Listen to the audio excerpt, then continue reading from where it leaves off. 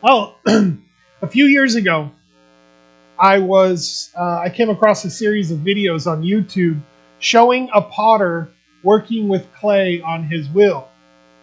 It was mesmerizing. The lump of clay was just that, a lump, an unformed, wet, shapeless mass. There was no detail, no beauty, nothing that would catch your eye or command your attention to it. But the potter himself didn't seem bothered by the clay's lack of shape.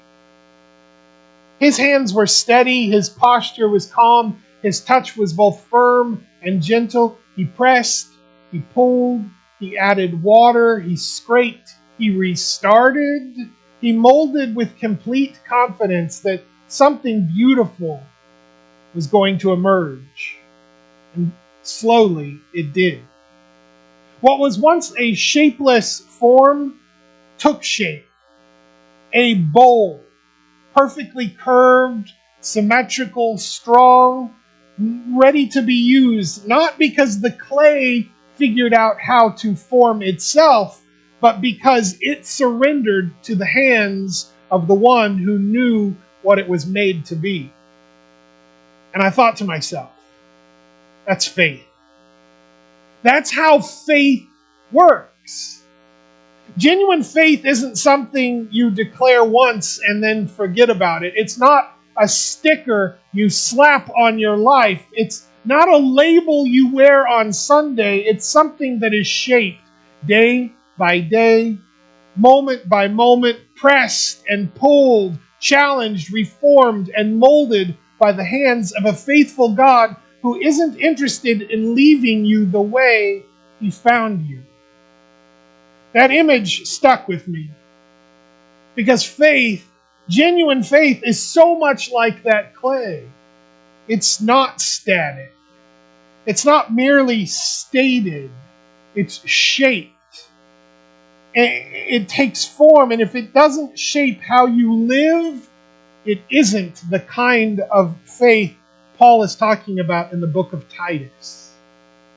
Today we begin a short two-part journey into that powerful little letter. 3 chapters tucked between 2 Timothy and Philemon, but don't let its size fool you because it packs a punch. It's a letter written to a young church planter on an island full of chaos and corruption. A letter about what happens when faith is real, when it takes root in truth, and it shows up in how we live, lead, and love. This is faith that doesn't just sound good. It does good. Faith that doesn't just look nice, it lives right. In the first message today, Faith That Shapes You, we turn to Titus 1 and look at how Paul calls us to a faith that isn't performative, but transformative. A faith that forms how we lead, how we live, and how we resist the counterfeits around us. But first, let's set the stage, because before we dive into the text itself, we need to understand the context, since the world into which Paul writes this letter is not entirely unlike our own today. Titus wasn't just anyone. He was a Gentile convert, likely led to Christ by Paul himself, and had become one of Paul's most trusted ministry partners. He had already proven himself by helping with difficult assignments. He was dependable, courageous, and spiritually grounded. So Paul leaves Titus on the island of Crete with a monumental task: finish the work Paul had started and bring order to and structure to a scattered, messy network of believers. Now, Crete, this island south of Greece in the Mediterranean Sea, wasn't an easy place to plant churches. This by far was not the Bible Belt of the first century. Crete was wild, chaotic, immoral. a place with a notorious reputation. Even in the ancient world, the people of Crete were looked down upon. The Greek historian Polybius described Cretans as greedy for gain and held in universal contempt. The island was plagued with corruption, dishonesty, and deeply ingrained selfishness. In fact, the word Cretan became synonymous with lying. The Greek word krititzo literally means to lie like a Cretan. So when Paul writes in Titus 1:12, quoting one of their own poets, quote, "Cretans are always liars, evil brutes, lazy gluttons." Paul's not being harsh. He's simply echoing what everyone already knew. Then he adds in verse 13, "This testimony is true." Titus was ministering in a culture that glorified deception, celebrated indulgence, and scoffed at moral restraint. Does that sound familiar to anyone? Now think about the challenge Titus faced. He's trying to build a community of trust, of truth in a society built on lies.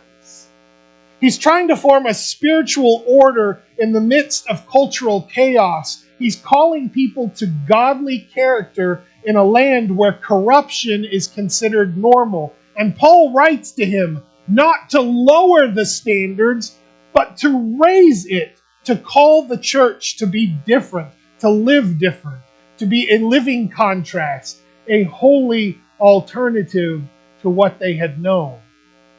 That's why this letter matters to us today. Because we're not just reading about Crete.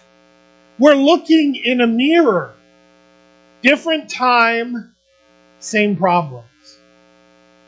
But the same gospel and the same God still shapes people for his purpose today. Paul begins this letter not with pleasantries, but with purpose. His introduction isn't just a greeting, it's a declaration of mission and theology all wrapped into one. Paul writes this, quote, "Paul, a servant of God and an apostle of Jesus Christ, to further the faith of God's elect and their knowledge of the truth that leads to godliness." Do you hear the clarity in that? Paul says the purpose of his ministry is to further faith and deepen knowledge, but not just any knowledge. Not trivia, not speculation, not religious slogans or spiritual sounding fluff. No, he's talking about the truth that leads to godliness. That's the kind of truth Paul is after. That's the kind of truth the church in Crete needs, and we do too. We are living in an age of what many call post-truth, where feelings override facts and personal experience is considered more reliable than objective reality. It's not that people don't believe in truth. It's that they believe everyone gets to have their own truth, my truth, your truth. Then just live your truth. But listen, church, truth doesn't bend to your beliefs. Truth isn't defined by the loudest voice or the most likes on a social media post. Truth comes from God, and Paul reminds us in verse 2, quote, "God who does not lie." A direct contrast to the culture of Crete.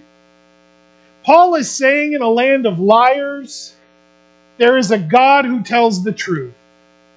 And he has spoken. His promises are sure. His gospel is unchanging. His word is solid ground. What a needed reminder. God is not like the world around us. He is trustworthy, steady.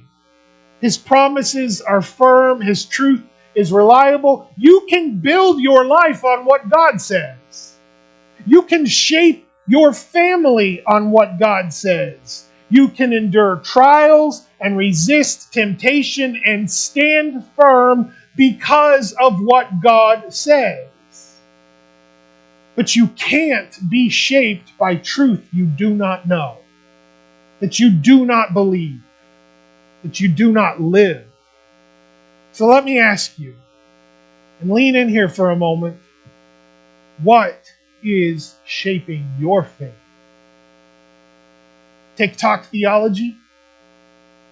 Twitter threads? How about cable news discipleship? Or the living Word of God?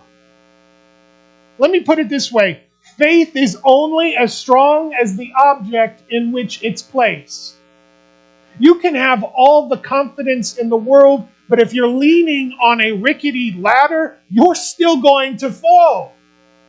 And Paul is warning us, don't place your faith in cultural wisdom. Don't root your life in popular opinion. Don't build your foundation on what feels right. Instead, root your faith in what is eternally true. And that truth always leads to godliness. Real truth doesn't puff up, it builds up. It reshapes us. It humbles us. It forms us into people who reflect the character of Jesus. Genuine faith isn't about being right. It's about being real and being reformed. So I ask you today, is your faith rooted in the unshakable truth of God, or are you clinging to a version of faith that won't hold up when life gets hard? Genuine faith must be rooted in truth, but truth alone isn't enough. It must be applied, lived, embodied, especially by our leaders, which brings us to point 2. Paul says in verse 5, quote, "The reason I left you in Crete was so that you might put in order what was left unfinished and appoint elders in every town as I directed you." There's that phrase again, put in order. In a disordered world, God is calling the church to be a people of purpose, peace, and pastoral integrity. So Paul gives a list of qualifications for elders. But listen, these aren't leadership check boxes. This is a portrait of spiritual maturity. It's a sketch of a life that is shaped by faith. Look at these traits. Blameless, faithful to his wife, children who believe and aren't wild or disobedient, not overbearing, not quick-tempered, not given to drunkenness, not violent, not pursuing dishonest gain, hospitable, loves what is good, self-controlled, upright, holy, and disciplined. Now, if you're thinking, well, if that's just for the elders, phew, I'm off the hook. Not so fast, folks. Because Paul is painting a picture of the kind of gospel-shaped character that every follower of Jesus should grow toward. Let me say it plainly. God is not looking for perfection, but He is looking for authenticity, integrity, consistency, and character. This is the kind of person you can follow because they're following Jesus. I love the way Eugene Peterson put it.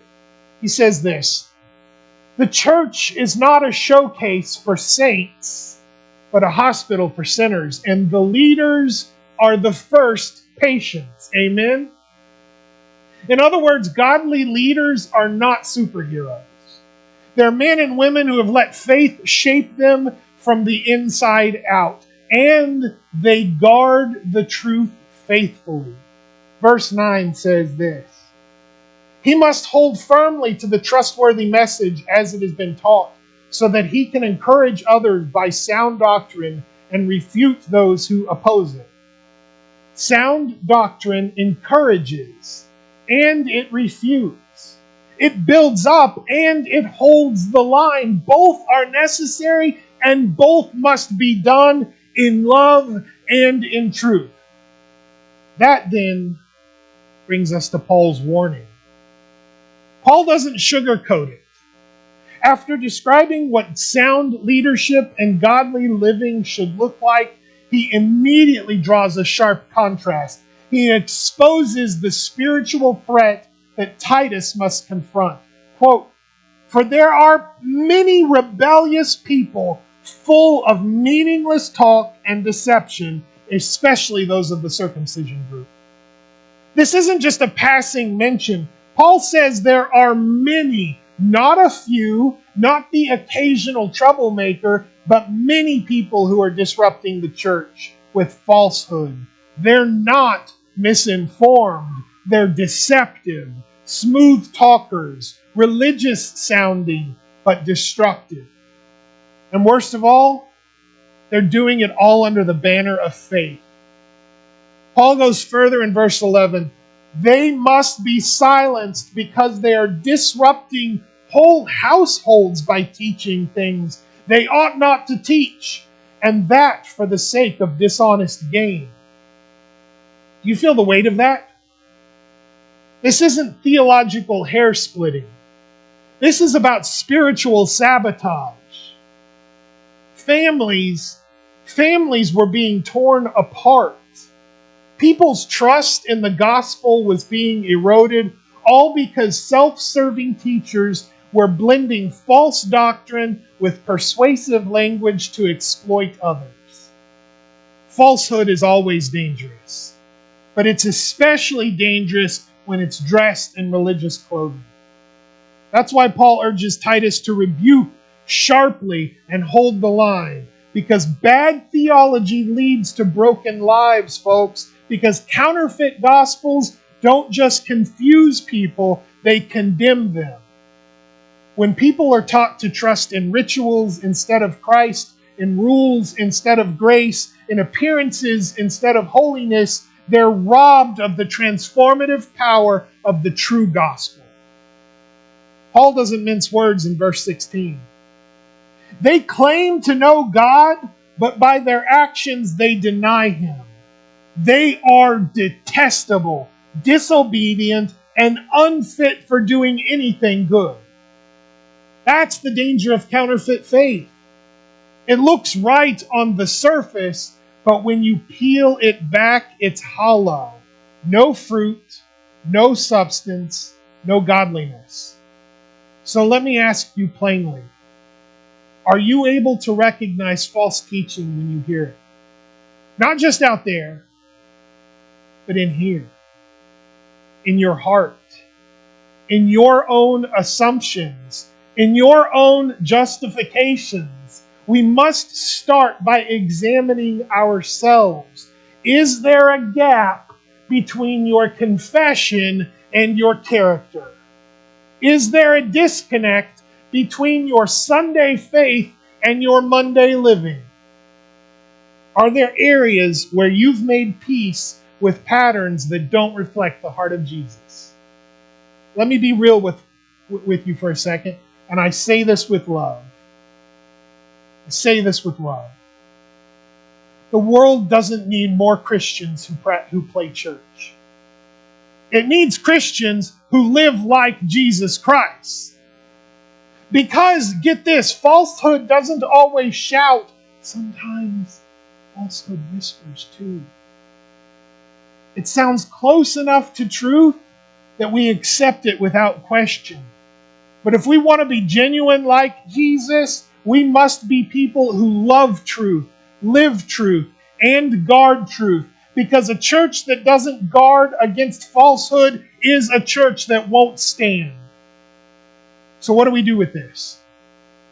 What do we do with a chapter like Titus 1 where Paul lays out such a stark contrast between genuine godly faith and the empty counterfeit? Here's the truth. This isn't just a call for elders. It's not just a checklist for our church leaders. It's a mirror, and the longer we stare into it, the more clearly we see where our lives are being shaped and where they're not. Let me offer you 3 questions. 3 shaping forces, 3 ways to take this truth and to let it form us. Number one, is your mind being shaped by God's truth or the world's noise? We are being discipled every single day by something. Social media, streaming platforms, political commentary, friends, news, culture. And let's be honest, it's easier to scroll than to study. Easier to watch a reel than to read the Word. But you cannot live shaped by the truth of God if you are not feeding on the truth of God. His Word must saturate your thinking. Your prayers, your daily conversations with God must be built into the daily rhythm of your life. Let His Word and your whispers to Him confront you. Let them challenge you. Let them change you. Number two, does your character match your confession? We say we follow Jesus, but are our lives echoing His grace, His humility, His holiness? This is about consistency, church, about integration. We don't need polished Christians with perfect answers. We need broken people walking in wholeness because they've been shaped by mercy. Authentic faith isn't about image, it's about integrity. And number three, are you letting grace reshape your life daily? Titus 2 will go on to say that grace teaches us to say no to ungodliness. Grace is not just forgiveness, it is formation. It is God's hands on the wheel, wetting the clay, reshaping the edges of your life. We are not self-made saints. We are spirit-shaped sinners who surrender. So where is God pressing in on you today? What part of your life is still resisting His shaping hand? Faith that forms us begins with surrender, not once, daily. Let the truth dig deep. Let your character reflect Christ. Let grace do its holy work, because a faith that's real will not stay the same. It will shape you. So what kind of faith do you have this morning? Not the kind you profess when it's convenient, not the kind you post on social media or wear on a t-shirt. I'm talking about the kind of faith that shapes you, that forms you, that presses and pulls and stretches and molds you into the image of Christ. Because God is not in the business of decorating clay. He's in the business of transforming it. And He's not finished. He's not finished with any of you yet. You see, the world doesn't need more people who can recite Scripture while living like the world does. It doesn't need more religious performance. It needs men and women who are authentic, who are grounded, who are genuine like Jesus, people who live what they believe. So here's the question. Here's the question for you today. Will you stay a lump of unformed clay, or will you step onto the wheel? Will you let the master potter wet his hands, press his truth into your heart, and begin the holy work of reshaping your life? Because the potter sees what the clay cannot. He sees what it can become. He sees what you are meant to be. And when your faith is rooted in His truth, shaped by His hands, formed by His grace, your life will not just be different, look different, it will be different, transformed, useful, beautiful. That is what God is after. So today, don't just claim the faith, be shaped by it. Because only a faith that shapes you is a faith that can truly save you. Here are your 3 questions. That shaping, saving faith is not only these three things, but it encompasses these three things. Listen to me, if you feed the hungry but don't feed your soul, if you clothe the naked but don't allow Christ to form you on a daily basis, then you may be a great person, but you are falling short of Jesus Christ's plan for your life. Do these things, yes, and allow Christ to shape you both through the service, but also in the solitude of time spent with Jesus. Then you will be able to pour the love of Christ into so many others. Be a blessing. Be blessed and be a blessing to others.